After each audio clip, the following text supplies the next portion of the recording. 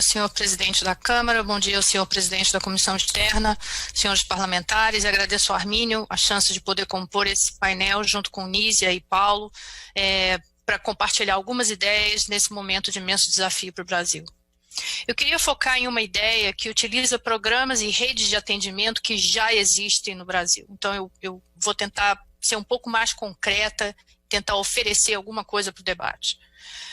O Brasil, teoricamente, tem a chance de dar uma das melhores respostas durante essa pandemia.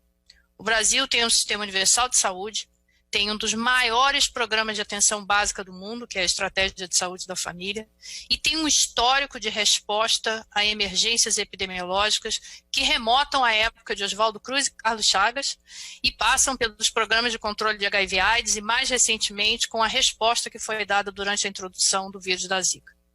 Porém, na prática, nesse momento, o país está deixando passar uma oportunidade de utilizar os programas que já tem. Não precisa inventar nada, é só utilizar o que já tem.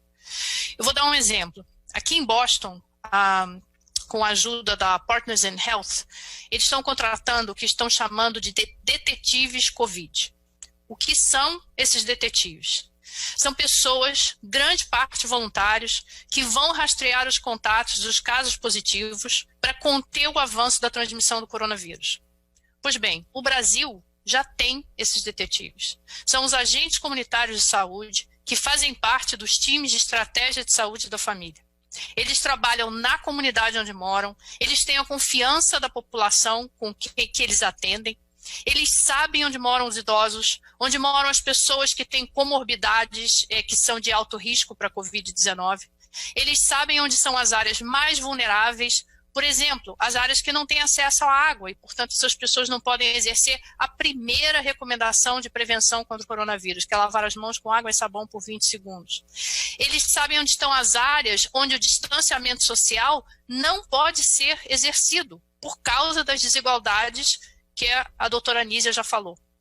Eles sabem as áreas onde as pessoas estão expostas a emprego informal e, portanto, não podem parar de trabalhar, e os domicílios com alta densidade de moradores. Então, a pergunta é: qual tem sido o papel desses agentes comunitários durante essa pandemia? Mínimo. E por quê?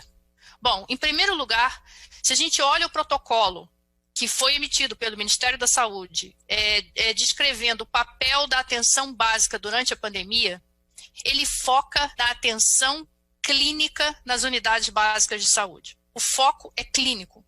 Não há nada dito sobre o papel dos agentes comunitários de saúde no campo, nas comunidades. A implementação desse protocolo, entretanto, não está se dando de forma homogênea.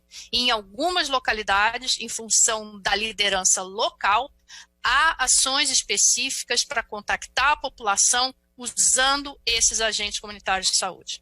Porém, essas ações estão dependendo de recursos locais e liderança local. Essa não é a recomendação nacional. Em segundo lugar, os agentes não receberam nem treinamento, nem equipamentos de proteção, de segurança, que possa viabilizar qualquer tipo de trabalho em campo, na área que eles atuam.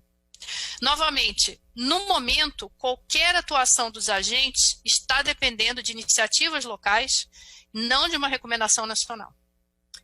Apesar disso, eu acho que ainda há tempo. E, sinceramente, é extremamente difícil imaginar como qualquer decisão de relaxar o distanciamento social possa ser implementada no futuro sem a ajuda dos agentes de saúde, sem a participação desses detetives COVID. Então, veja bem, a importância dos agentes comunitários de saúde na resposta do COVID, para mim, tem dois pilares. O primeiro é usando os registros da população que eles servem, e esses registros estão disponíveis nas UBS, estão disponíveis para os agentes comunitários podem realizar busca ativa de idosos, de indivíduos com comorbidades associadas à mortalidade por COVID, bem como mapear as áreas mais vulneráveis, dadas as características locais do padrão de desigualdade local. Esse é o primeiro pilar. O segundo, eles podem rastrear os contatos das pessoas que testam positivo para a Covid ou aquelas que já foram detectadas, estão hospitalizadas, ainda que seja um caso suspeito, e esses contatos podem ser colocados em quarentena e testados caso haja teste. A busca ativa e o rastreamento de contatos pelos agentes comunitários seriam críticos neste momento, em que muitas cidades praticam algum tipo de distanciamento social, a fim de minimizar a infecção entre grupos de risco, a contaminação entre grupos de risco, e maximizar a detecção de indivíduos que possam ter sido expostos ao risco e possam ser transmissores. Isso contribuiria para reduzir a demanda de serviços hospitalares, que já está acima da capacidade em várias cidades do Brasil.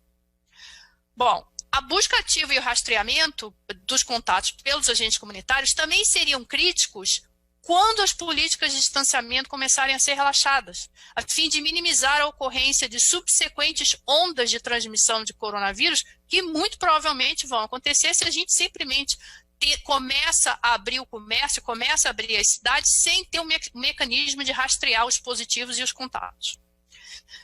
As equipes de saúde da família plenamente operacionais também continuariam o monitoramento de outras condições de saúde. É importante que a gente se lembre disso, como monitorar diabetes, hipertensão, continuar as rotinas de pré-natal, de imunização, para que se evite uma deteriorização das condições de saúde que possam surgir como resultado da falta de atendimento. Então, se a gente tem uma interrupção na vacinação, a gente pode ter um aumento dessas doenças. E em vários países a gente já observa um aumento de doenças cardiovasculares.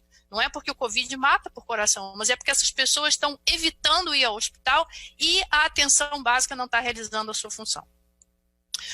Bom, a implementação desse plano exige ação imediata em várias frontes. E eu quero citar aqui 5 ações concretas que deveriam ser feitas para que a gente use a atenção básica de forma eficiente na resposta ao Covid. Primeiro, todo agente de saúde tem que ser testado antes da implementação do plano. É muito provável que alguns estejam infectados, nem todos com sintoma. Então, a gente não pode colocar nenhum agente trabalhando na comunidade sem primeiro ter certeza que essas pessoas não são transmissoras. Segundo, é necessário fornecer equipamentos de proteção para esses agentes. Embora alguns contatos possam ser feitos via WhatsApp, e tem algumas cidades fazendo isso, visitas pessoais vão ser necessárias. Então, a gente tem que garantir que essas pessoas estão trabalhando com toda a segurança possível no campo.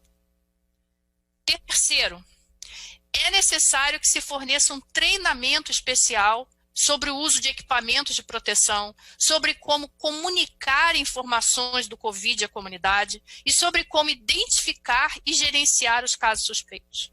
Eles não foram treinados para isso e, novamente, a gente não pode mandar essas pessoas para o campo sem esse treinamento de manejo do Covid.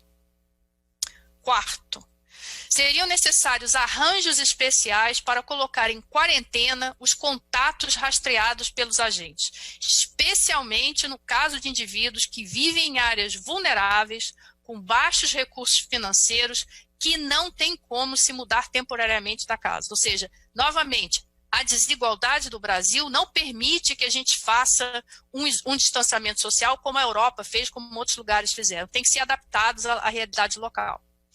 Embora a gente tenha muitos espaços públicos que pudessem ser utilizados para esse fim, uma parceria público-privada poderia facilitar o uso de hotéis, que estão vazios. Isso está sendo feito em Nova York agora com um sucesso enorme. Então, a gente podia abordar as desigualdades que dificultam o isolamento com uma parceria desse tipo. Quinto, é necessário expandir a capacidade de testagem, como a doutora Anísia já falou. E aqui, não é só aumentar o número de testes, mas é também aumentar a capacidade dos laboratórios em executar as amostras coletadas em tempo hábil. Atualmente, os testes são priorizados para indivíduos hospitalizados. O Brasil é um dos países que menos testa, dado o tamanho populacional. E as pessoas que têm acesso a seguros privados ou que têm recursos financeiros podem pagar por um. Mas essa não é a realidade do brasileiro. Bom, como a doutora Anísia falou, esse processo é longo.